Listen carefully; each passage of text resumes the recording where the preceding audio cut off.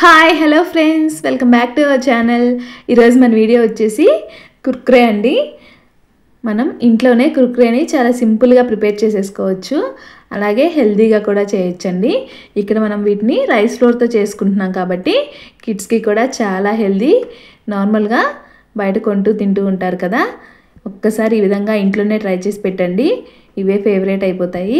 ఎలా చేసేయాలో చూపిస్తాను, వీడియోని ఎక్కడ కూడా స్కిప్ చేయకుండా చూడండి. ఫస్ట్ ఈ విధంగా స్టవ్ ఆన్ చేసుకొని ప్యాన్ పెట్టేసుకోవాలి.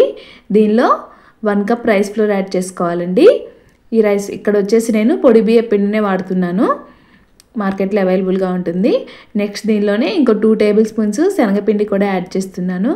గ్రామ్ ఫ్లోర్ అంటాం కదా, ఇవి కూడా 2 యాడ్ చేసుకొని లో ఫ్లేమ్లో పెట్టేసి ఒక 2 మినిట్స్ ఫ్రై చేసుకోవాలన్నమాట. ఇలా ఫ్రై చేయడం వల్ల బాగా క్రిస్పీగా వస్తాయండి.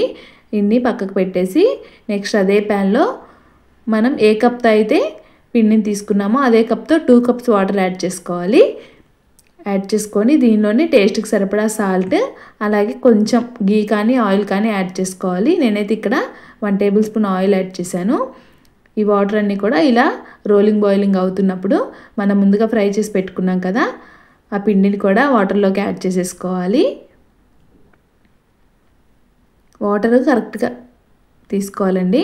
1 కప్కి 2 కప్స్ వాటర్ అయితే కరెక్ట్గా సరిపోతాయి అన్నమాట. తర్వాత మీకు పిండి కొంచెం పలుచుగా ఉన్నట్లయితే ఇంకొంచెం 2 table spoons rice flour add చేసుకుంటే సరిపోతుంది. కానీ ఇక్కడ చెప్పిన మెజర్మెంట్స్ తీసుకుంటే పర్ఫెక్ట్గా వస్తుందండి. ఫ్లేమ్ని లో ఫ్లేమ్లోనే పెట్టేసి ఈ విధంగా మొత్తం మిక్స్ చేసుకుంటూ ఉండాలి, ఉండలు ఏమీ లేకుండా. హై ఫ్లేమ్లో పెట్టేయకూడదండి. చూడండి, ఈ విధంగా ముద్దలాగా రావాలి. ఇలా వచ్చే వరకు ఫ్లేమ్ని లో ఫ్లేమ్లోనే ఉంచేసి మిక్స్ చేసుకుంటూ ఉండాలన్నమాట.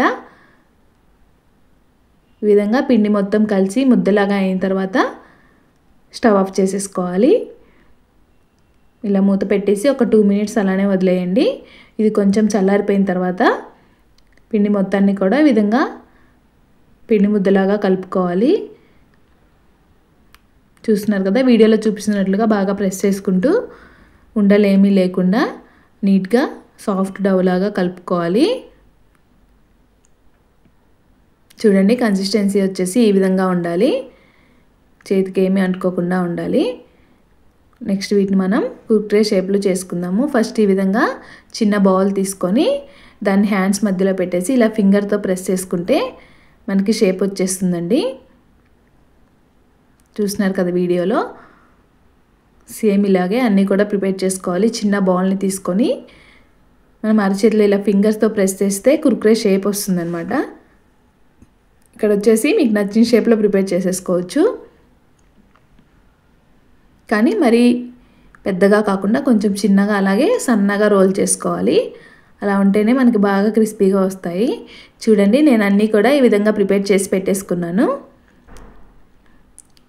ఇప్పుడు వీటిని మనం డీప్ ఫ్రై చేసుకోవాలి.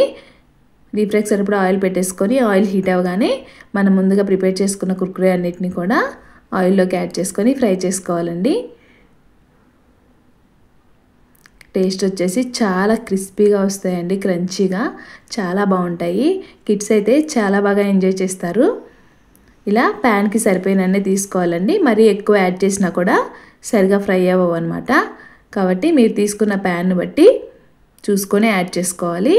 వీటిని ఆయిల్లో వేయగానే కదిలించొద్దు. ఒక 2 మినిట్స్ ఫ్రై అవ్వగానే ఇంకో సైడ్ టర్న్ చేసుకుంటూ ఫ్రై చేసుకోవాలి.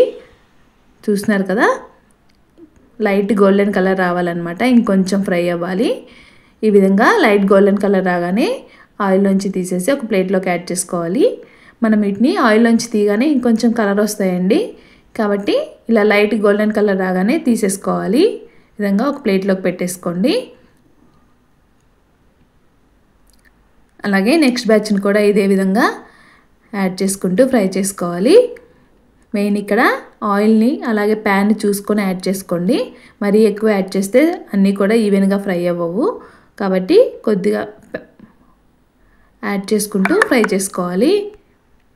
అన్నీ కూడా ఈ విధంగా తీసుకొని పక్కన పెట్టేయండి. చూసినారు కదా ఇక్కడ ఎంత సౌండ్ వస్తుందో మీకు ఇక్కడ తెలిసిపోతుంది ఎంత క్రంచీగా వచ్చాయో. నెక్స్ట్ ఈ విధంగా ఒక బౌల్ పెట్టేసుకొని దీనిలో ఒక 1/2 టేబుల్ స్పూన్ కారం యాడ్ చేస్తున్నాను. కారం ప్లేస్లో మీరు మిరియాల పొడి కూడా యాడ్ చేసుకోవచ్చండి. అలాగే ఒక పావు టీ స్పూన్ సాల్ట్ యాడ్ చేశాను. ఇంకా పావు teaspoon chaat masala add చేశానండి. 3 కూడా ఒకసారి ఈ విధంగా మిక్స్ చేసుకోవాలి. నెక్స్ట్ దీనిలో మనం ముందుగా ఫ్రై చేసి పెట్టుకున్నాం కదా కుర్కురే మొత్తం కూడా యాడ్ చేసుకోవాలి. ఇంకా దీనిలో మీకు నచ్చితే పెప్పర్ పౌడర్ యాడ్ చేసుకోవచ్చు. నేనైతే యాడ్ చేయలేదండి. జస్ట్ ఇలా టాస్ చేసుకుంటే మనకి స్పైసెస్ అన్నీ కూడా కుర్కురేకి మంచిగా పడతాయి. చూస్తున్నారు కదా ఎంతో టేస్టీగా ఉండే home made rice flour Kurkure ready అయిపోయిందండి. చాలా క్రిస్పీగా అండ్ క్రంచీగా వస్తాయండి. టేస్ట్ కూడా చాలా బాగుంటాయి. ఒక్కసారి మీ కిడ్స్కి కూడా ఈ విధంగా ట్రై చేసి పెట్టండి. చాలా ఇష్టంగా తింటారు. అలాగే మన చేతులతో మనం చేసి పెడితే అదొక హ్యాపీనెస్ కదా. తప్పకుండా మీరు కూడా ట్రై చేసి మీకు ఎలా వచ్చిందో నాకు కామెంట్ సెక్షన్లో కామెంట్ చేయండి. ఒకసారి నేను ఇక్కడ చూపిస్తాను చూడండి ఎంత క్రంచీగా వచ్చాయో.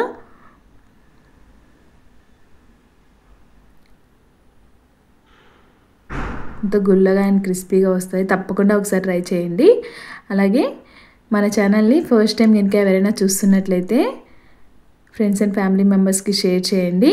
అలాగే మన ఛానల్ని లైక్ చేసి షేర్ చేసి సబ్స్క్రైబ్ చేసుకోండి. Thank you.